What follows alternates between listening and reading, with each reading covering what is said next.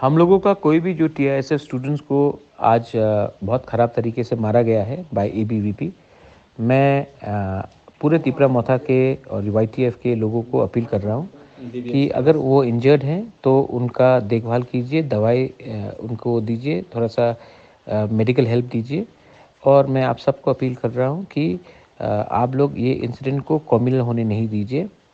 मैं ये इंसिडेंट को कम्युनल नहीं होना चाहता हूँ, मैं नहीं चाहता हूँ कि ये इंसिडेंट कम्युनल हो, लेकिन आप लोग हौसला रखिए। हम लोग 1 इंच भी पीछे नहीं हटेंगे। बुकुंबारा अगरतला में भी और महाराजा वीर विक्रम कॉलेज में भी अपना संगठन बढ़ाएगा और बनाएगा। ये त्रिपुरा किसी का बाप का नहीं है, हम लोग सब यहाँ में हैं, हमको भी हक मिलता है अपना संगठन बढ़ाने के लिए। लेकिन मैं आपको बोल रहा हूँ कि भावुक मत होइए और ये इंसिडेंट को कम्युनल मत कीजिए। जो हुआ है गलत हुआ है, लेकिन हम लोग शांति से आगे काम करेंगे। डोंट वरी, बेला नो हम बाय।